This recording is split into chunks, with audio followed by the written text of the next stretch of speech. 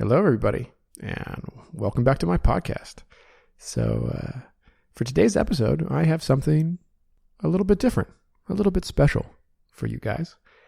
Today, I did my homework. Now, I like to joke. If you've been watching my podcast, you know that I like to joke that I didn't get into the podcast biz to do hard work. The truth is that I usually do prepare a little bit, but today's topic, the deeper that I went into it, the deeper that I wanted to go. So I had a lot of fun doing it, and I probably way over prepared for this episode. But I hope you enjoy it. A little bit of a warning: there's lots of quotes, so there's parts that I'm reading. I'm going to try to read it as naturally as possible, but it's always a little bit hard to, read, for an audience. So if I get nervous and stumble over my words, I hope that you forgive me for that. But so what is this topic today? And the answer is, today we're going to be talking about Trump's 1776 report. So you've probably heard about the 1776 report, which was authored by Trump's the Presidential Advisory 1776 Commission. And Trump basically put these people together and said, "Hey, I want you guys to issue a report about what needs to change in U.S. education. What can we do to make U.S. education great again?" and they did just that. It took them about a year to do it. They recently published it right before Trump left office, right before Biden stole the election and all that. But good. So so I read this report. I thought, I heard that they were talking about patriotic education, and I thought, that sounds bad. I'm going to read it. And boy, it was way worse than I thought. Right? I don't think I've ever had such a visceral reaction to reading something before. It literally made me want to puke. What are we to make of a document that unironically advocates teaching young students an quote unquote enlightened patriotism that's based on, quote, an accurate history of the principles of America's founding, how they've been challenged and preserved since 1776, end quote. And then in the very next paragraph asserts that, quote, states and school districts should reject any curriculum that promotes one-sided partisan opinions, activist propaganda, or factional ideologies, end quote, as though these two statements were not in direct contradiction with one another. And I don't know, it would be easy to minimize this committee and this report as just more silliness from the Trump regime. And that's what most pundits have already done. Just take a look at the reception section of the Wikipedia article on the report, or, just Google 1776 report and look at the news headlines, and you get things like The Guardian, quote, historians rail against Trump's 1776 report, or New York Times, Trump's 1776 report derided by historians, or the Daily Princetonian writes, Princeton historians condemn Trump administration's 1776 report. Or Politico has how Biden can fix Trump's 1776 disaster. So you get the idea. Even some conservative commentators have been scathingly critical of the report. I'll actually link Joshua Tate's article from the conservative publication The Bulwark in the description. He tears the report apart viciously, and also offers some great background insight into the sort of intellectual milieu that wrote it. And we're going to talk a little bit about it, but if you want to go a little bit deeper, then his article in The Bulwark is actually quite good. But bad scholarship and silliness notwithstanding, I think these commentators have missed something maybe a little darker. Yeah, because and who knows, maybe after 4 years of Trump, we've all been desensitized. But I really believe that the 1776 report represents something far more dangerous than the usual malarkey, and I'm going to prove it. So the report makes two things very clear. First off, QAnon and other far-right conspiracies, rather than fringe absurdities from the backwaters of the internet, are in fact part of a well-funded media campaign that's central to the Republican Party and is becoming central to the ideology of the Republican Party.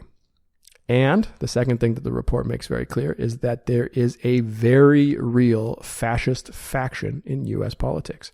They control key positions of power, and they are willing to use that power to further their fascistic agenda. Now, I can already hear the clucking of naysayers calling me alarmist and expressing annoyance at the left's insistence of using the word fascist. And you know what? Your disagreement is appreciated. But today I'm going to prove that the 1776 report is an artifact of fascist ideology posing as a U.S. education reform guideline. Yeah, I'm not using fascist pejoratively today. I'm using it literally, and I'm going to prove it. And I'm also going to show that the 1776 Commission's vision, if acted on, would transform education into a vehicle for fascist propaganda. And I'm serious. It would be hard to overestimate the danger that this document represents. 200 years from now, when graduate students write dissertations about the U.S.'s fall and transformation into a fascist state, the 1776 report will be used as a primary source. So my aim with this podcast is twofold. First, I will show beyond a doubt that the 1776 report is a fascist document. And second, I'm going to talk about the people and the organizations who wrote it. The conclusion of today's episode is that the Republican Party is a fascist cult and an existential threat to U.S. democracy. So you ready? All right, let's get started. Okay, so what is fascism? And that's where we have to start, because we got to know what fascism is if we're going to prove that the 1776 report is a fascist document. And this is really hard, turns out. I don't know if you've ever Googled fascist defined, fascist definition, but it turns out there is little to no consensus on how to define fascism. So what I'm going to do, since there's no definition that's uncontroversial, I'm going to select a few of the well-known and, best respected definitions, and I'm going to hope that their sort of combined authority will suffice to convince even people who would be predisposed to disagree that the 1776 report is a fascist document. So, in order to prove that it is, right? And to select these definitions, I use the following method. It's a method of my own device. First off, I discounted any definition that explicitly referred to either capitalism or Marxism, because there seems to be a category of definitions of fascism that try to fit fascism to the ideological predispositions of their authors, the people who wrote the definition, right? So the goal here seems to be to assign blame for fascism rather than seriously understand it as a unique political ideology. The authors of this type of definition might say something like, oh, look, see, it was the capitalists who did it, or, oh, look, it was the Marxists who did it. And for what I'm trying to do today, it's just not very helpful. By the way, it was the capitalists that did it. So of the remaining definitions, I simply looked them up on Google Scholar and chose the ones with the most citations. Simple. And full disclosure, I was really hoping that this method would give me Umberto Eco's 14 characteristics of fascism, since that's the definition that I'm personally most familiar with. And let me tell you, holy shit, the 1776 report fits those 14 characteristics so well, minus one perhaps, that it makes you wonder if the authors didn't have Eco's list open next to them while writing the report, just to make sure they hit all those points. But oh well. Instead of Umberto Eco, I got the definitions proposed by Roger Griffin and Roger Paxton. I don't know, maybe someday I'll do another podcast comparing the 1776 report to Umberto Eco's 14 characteristics of fascism. We'll see. But for now, we're going to use two definitions, one by Griffin and one by Paxton. So Roger Griffin, we'll start with him. He defines fascism as a political ideology whose mythic core is a paleogenetic form of populist ultranationalism. And he calls this the fascist minimum. So that was a lot of words. What is it? What does that mean? So Griffin, according to Griffin, the core of fascist ideology is national renewal, and that's the word paleogenesis. Yeah, it means national renewal or national rebirth. And the core of fascist ideology is national renewal to overcome decadence or degeneracy. And having done a bunch of research now, I got to say that Griffin's definition of fascism is my new favorite. His fascist minimum is an elegant tool for identifying fascist ideology. And I'll link a short paper from Griffin where he defends his approach in case you want to dig a little bit deeper. And his 1991 book also has by far the most citations on Google Scholar. So don't just take my word for it, kids. All right, so with Griffin's fascist minimum in mind, the myth of national rebirth or renewal to overcome degeneracy, is the 1776 report a fascist document? Let's take a look. 1776 report is an outline of a proposed reform for a, quote, restoration of American education, end quote, and claims that a, quote, rediscovery of our shared identity rooted in our founding principles is the path to a renewed American unity and a confident American future, end quote. But Chell, I hear you say, this is about education reform, not national renewal. True, But as the report tells us in Section 5, entitled The Task of National Renewal, this, quote, great project of national renewal depends upon true education, not merely training in particular skills, but the formation of citizens. And the report continues, quote, from families and schools to popular culture and public policy, we must teach our founding principles and the character necessary to live out those principles, end quote. So not only does this document explicitly conceptualize education reform as a vehicle for national renewal, it doesn't limit education to schools. Popular culture, like movies and TV, and public policy should also be used to educate. But Shelley, you might ask, what exactly is this education? And I'm glad you asked, because that's the easy part. The ultimate goal of education, according to the 1776 report, is to, quote, convey a sense of enlightened patriotism that equips each generation with a knowledge of America's founding principles, a deep reverence for their liberties, and a profound love of their country, end quote. So the president's 1776 commission asserts that families, schools, popular culture, and public policy all must work together to teach enlightened patriotism, deep reverence, and profound love of the USA as part of the great task of national renewal. So that sounds like pretty much a one-to-one fit with Griffin's definition of minimal fascism. It's almost like it was intentional. Okay, well, the observant among you, my Dorian fans, might be wondering about the decadence or degeneracy part of Griffin's definition. I mean, if there's no myth of degeneracy, then the report would fail to meet Griffin's minimal criteria. So, is there? Does it talk about degeneracy? And the answer is yes, of course there is. The report makes it clear that education reform of the kind that we just talked about is necessary to combat the rise of identity politics and its subversion of the national culture. In the section Challenges to America's Principle, the 1776 report asserts, quote, today, far from a regime of equal natural rights for equal citizens enforced by the equal application of law, we have moved towards a system of explicit group privilege that, in the name of social justice, demands equal results and explicitly sorts citizens into protected classes based on race and other demographic categories, and that this system, called identity politics, which is, quote unquote, the stepchild of earlier rejections of the founding, like communism, quote, holds that new times demand new rights to replace the old. So let's unpack that last bit. What do they mean that identity politics demands new rights to replace the old? Well, the report asserts that the rights based on the principle of equality on which the U.S. is founded, like religious freedom and free speech, etc., are being threatened by leftist identity politics, because leftist identity politics wants to give special rights to black people or gay people or women or trans people. And I guess the rights that the leftists want to give are something like, I don't know, non-discrimination, or marriage equality, or maybe it's the dreaded affirmative action. And that together, these quote-unquote new rights amount to a wholesale rejection of U.S. founding principles and therefore national decline. But you might wonder, why does identity politics want so badly to destroy cherished American principles like equality?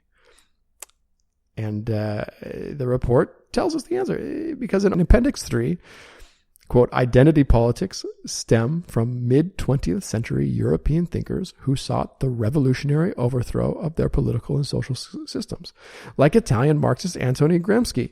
Of course, it's the Marxists who are out to destroy America. But how? Well, according to the report, Gramsci, the Italian Marxist, quote, argued that the focus should not be on economic revolution as much as on taking control of institutions that shape culture. End quote.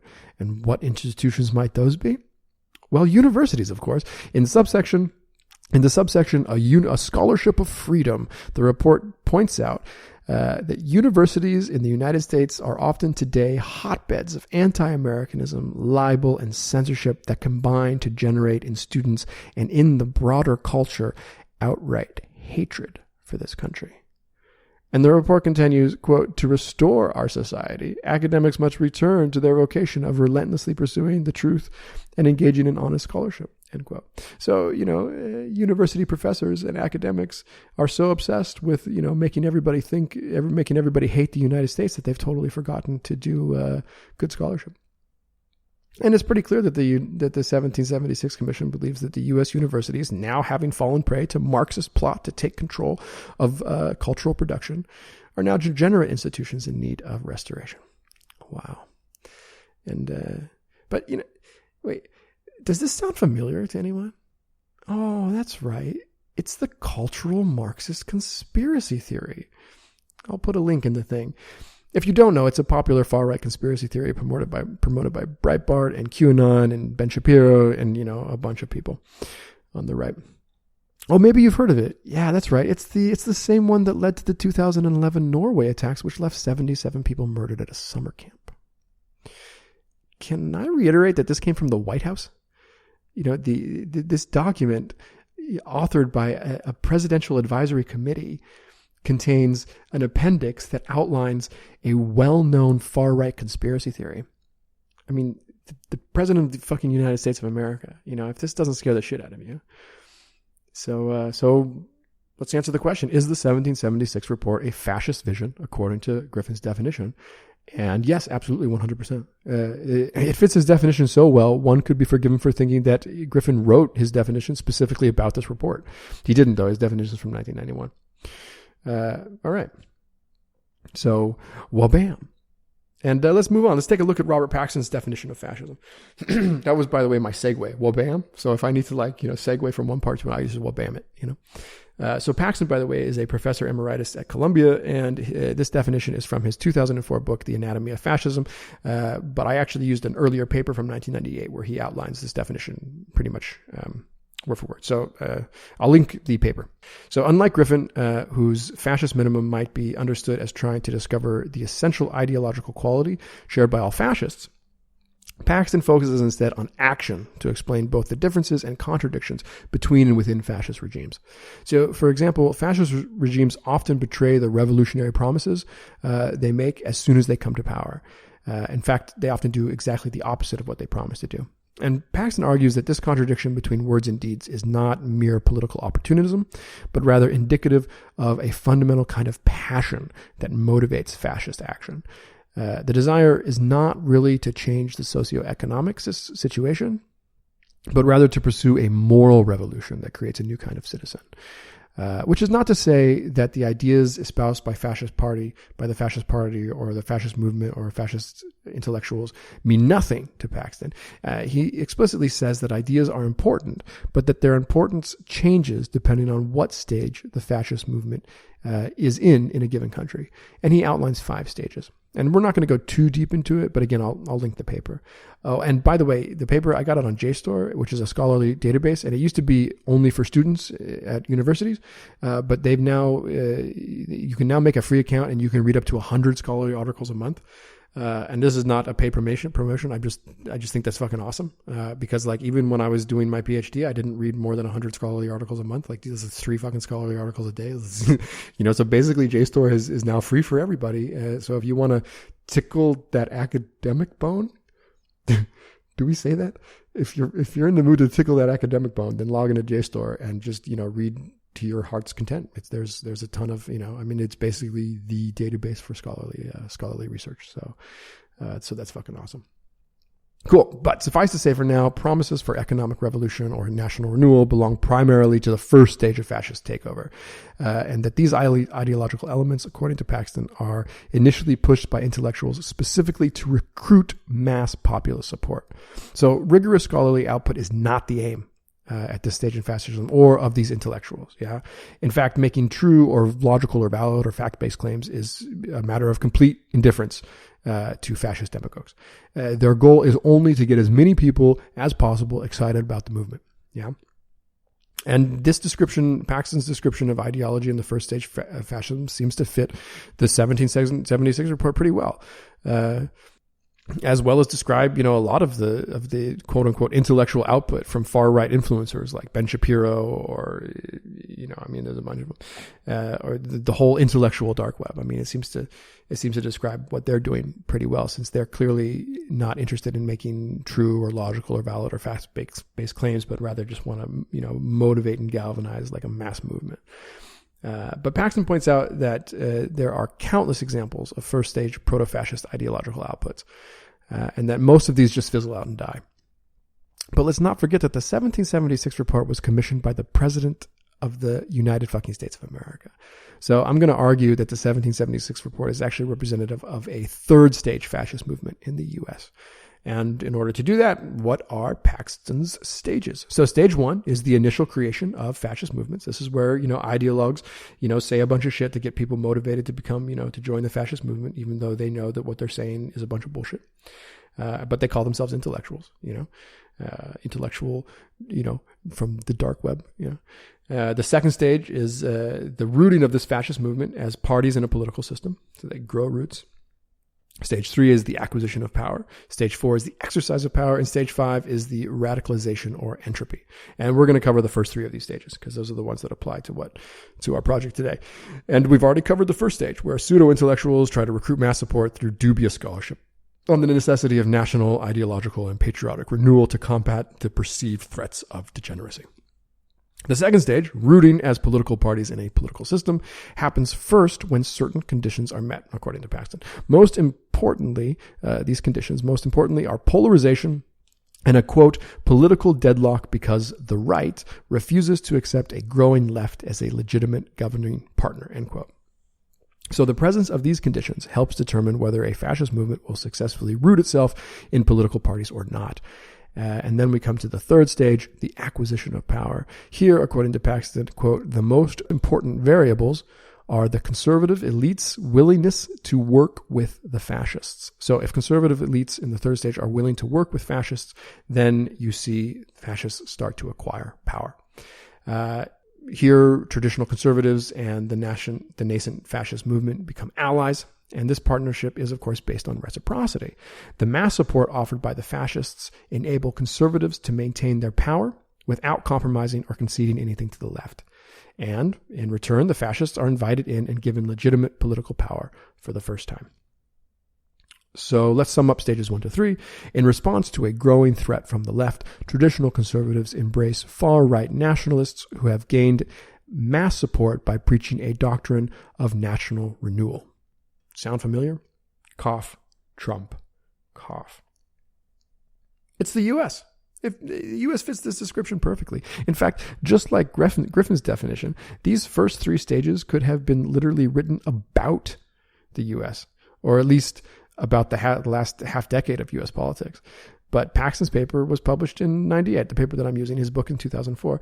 The fit is perfect, but the paper is nearly a quarter century old. And, let's mull on that for a second. Let's ruminate, It turns out that fascist scholarship, which is research about fascism, experienced a bit of a renaissance in the 90s. And it appears that the 2 main and competing schools that emerged from this renaissance in the 90s to understand fascism are headed by Griffin and Paxton, respectively. And both of their theories, a quarter century later, perfectly describe what we're witnessing now in the United States. I mean, these are highly acclaimed scholars who've spent their careers trying to understand fascism, a political phenomenon that is complex, contradictory, and central to the 20th century, and unfortunately, maybe even the 21st century. And even though they disagree with each other, both of their theories agree that the U.S. is becoming a fascist state. I mean, fuck. But all right, back to the topic. How does all of this tie back into the 1776 report? The 1776 report was one of, if not the last document published by the Trump White House. And it pretends to be a historical account of the principles on which the United States is founded in order to act as a template for education reform in the United States. But scholars agree that the history it presents is dishonest, inaccurate, misleading, and that its proposed education reform can best be described as propaganda. The report celebrates a vision of U.S. citizens as enlightened Christian patriots who love their country, who are devoted to the founding principles that make the U.S. better than other countries, and who are willing to stand up to anti-American degeneracy like cultural Marxism and identity politics. These are the very same U.S. citizens that the fascist movement can mobilize and therefore promise to deliver as voters to the Republican Party in exchange for legitimate political power. Had this document been able to accomplish its stated objective regarding education reform, the fascist movement in the United States could have counted on increased mass support, especially when one considers that the document doesn't address its reform to just public schools, but includes families, popular culture, and political policy within its purview. The 1776 report appeals directly to the fascist passions outlined by Paxton. It celebrates the primacy of the U.S. and the duties citizens have. Quoting the report, quote, "It is the sacred duty of every generation of American patriots to defend this priceless inheritance," end quote, the inheritance being the United States. It presents American patriots as the victims of identity politics that is attempting to replace old rights based on the founding principles with new rights designed to privilege minority groups such as protected classes based on, quote, characteristics like race, sex, and sexual orientation, end quote. It defines widespread degeneracy in the form of Marxist infiltration into universities, and it argues for a closer integration of a community based on devotion to and love of the country. So in conclusion, the 1776 report, read through the lens of Paxton's theory of fascism, is a piece of fascist propaganda that, being authored by the most powerful office in the country, represents and is evidence for the alliance between traditional conservative Republicans and the growing fascist movement in the United States. So now it's time to answer the question, who the fuck wrote this document? But before I continue, I want to say unequivocally that I don't think the people who wrote this document are necessarily fascists. And you might be thinking, but that sounds like a huge fucking cop-out, Joe. And yeah, sure, I don't want to be sued by Hillsdale College or the Heritage Foundation. But also the truth is, it doesn't matter if they're literally fascists or not. And hear me out.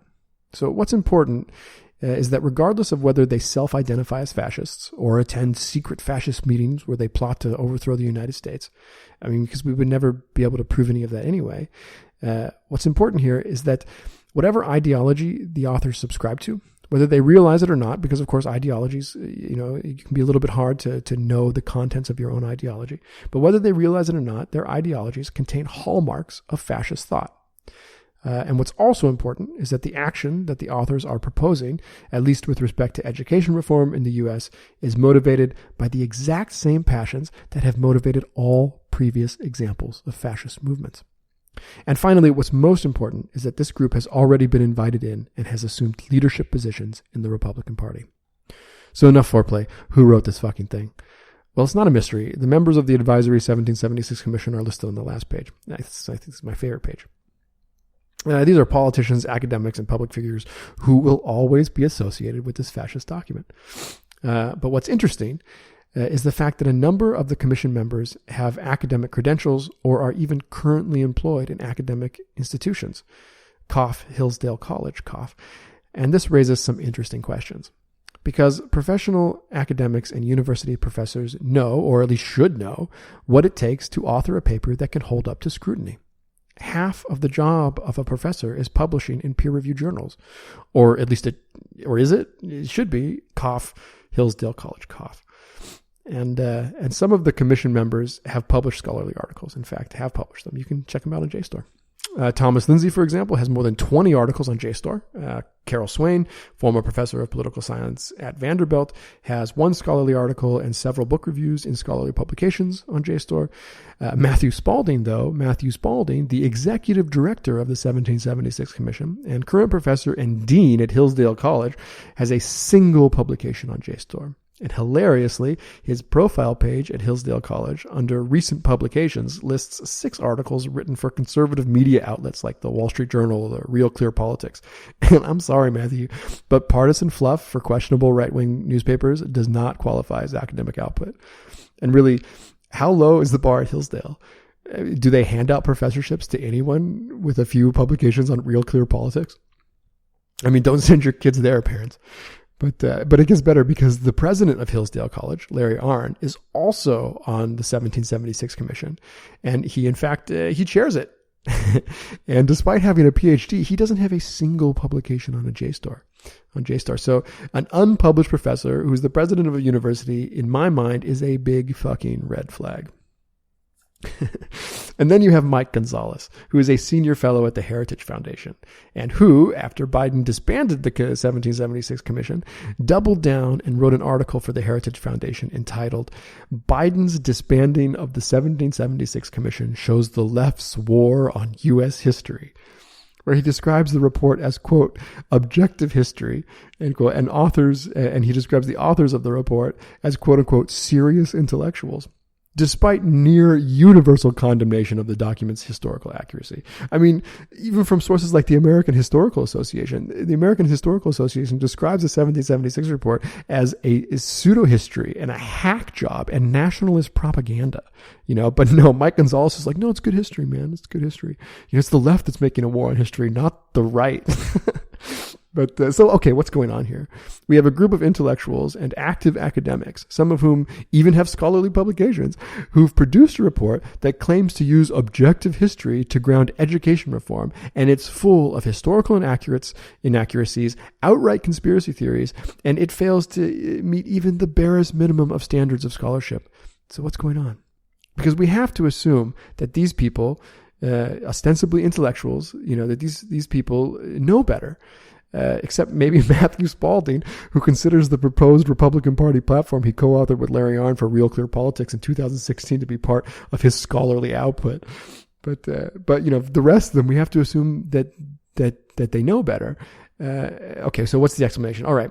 Well, before I get there, a quick aside. I know I'm teasing a bit, but just one quick aside. You know how the right has been complaining more and more about the lack of right-wing professors at universities? They even will use words like witch hunt and argue that like right-wing intellectuals are, feel afraid to voice their opinions because of the flack they might get from like their colleagues. Maybe you're familiar with this talking point. It's a pretty big far-right talking point, yeah. Well, if the 1776 report is indicative of right-wing academic work, and I think it is, right? Because here we have a bunch of right-wing intellectuals, academics, and professors who authored a report and then came out afterwards to say, this is good scholarship. This is objective history. This is exactly, we did a good job here. If this is indicative of right-wing academic work, then right-wing intellectuals at universities should be fucking afraid. I mean, of course there are fewer right-wing professors and academics, because what self-respecting university would hire a professor who thinks the 1776 report is objective history, or hire somebody who believes that cultural Marxism is a real thing? I mean, imagine that interview. So why should we hire you? Or why should we give you tenure? It's like, yeah, well, because I want to make sure I'm trying to stop the Marxist takeover of universities. I mean, come on. I mean, they would, of course, not give you the job. And it wouldn't be because the administration is like, oh, God, he's on to us. He knows we're all Marxists. It would be because they're not Marxists. I mean, university administrations in the United States are largely, center, maybe even center right. I mean, they're liberals. They're not Marxists. You could probably count on hands and toes the number of actual, Marxist professors working at U.S. university, today. So, all right. And moreover, it seems that right-wing scholars are, as a group, more than happy to trade things like truth and validity and scientific rigor for outlandish claims based on ideological dogma or outright conspiracy theories. These people are underrepresented at universities because they do bad scholarship. Yeah. But who will hire them? The Heritage Foundation, the most powerful conservative think tank in the world. The Heritage Foundation, who publishes books with titles like The Plot to Change America, How Identity Politics is Dividing the Land of the Free, which was authored by Mark Gonzalez, who was a member of the 1776 Commission. Also, by the way, obsession with plot is one of Umberto Eco's 14 characteristics of fascism. So just FYI. And who else will hire these so-called academics? The Republican Party, and even the president of the fucking United States of America. Sorry, of the United fucking States of America, I think is how that goes. And what's worse, who listens to these people? Who believes the things that they say? Well, it's patriots. It's God-fearing, red-blooded American patriots. And what do these patriots do? They show up to protests heavily armed and kitted out. They run over leftist protesters with their cars. They storm the Capitol. And worst of all, they vote Republican. So what's happening here? What does it mean when a bunch of professional academics publish partisan lies that invigorate a mass movement of armed patriots? What does it mean when conservative think tanks abandon principles and scholarship to focus on conspiracy theory and fear-mongering? What does it mean when the Republican Party embraces these people and their ideology and gets more votes for it? And what does it mean when the Republican Party elevates these people and their ideology to core positions within its ranks? What does all of this mean? The only thing that's missing so far is mass violence. Paxton talks about redemptive violence and the fascist passion for the beauty of violence. One of Umberto Eco's 14 characteristics is, quote, pacifism is trafficking with the enemy, end quote. Stanley Payne, another preeminent scholar of fascism, emphasizes violence in his definition. And I don't know, maybe we had a little taste of it on January 6th, but there's the potential for a lot more. And I'm not a serious guy. In fact, I don't really trust serious people. Serious people do things like, genocide. Yeah, I much prefer humor and play. But this is serious. Calling the Republican Party fascist is no longer hyperbole or merely pejorative. The Republican Party is quickly becoming a fascist organization, literally.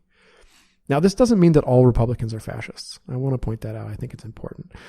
Most Republican voters just want to believe in the greatness of their nation and that they're the good guys in an eternal struggle against evil and degeneracy. And maybe they're not very critical or reflective about these beliefs, but they're honest and they want to be good. And anyway, critical thinking is a skill that not many have, and it's a skill that takes a lot of work and a lot of practice to develop. And even people who have put in work and practice and been trained at critical thinking will oftentimes have gaps. I myself consider myself, pretty good at the old critical thinking. And yet, I also recognize that it's very difficult for me to, take a step back from my own ideology and my own sort of dogmatic commitments and be critical of those. So this is something that's very difficult.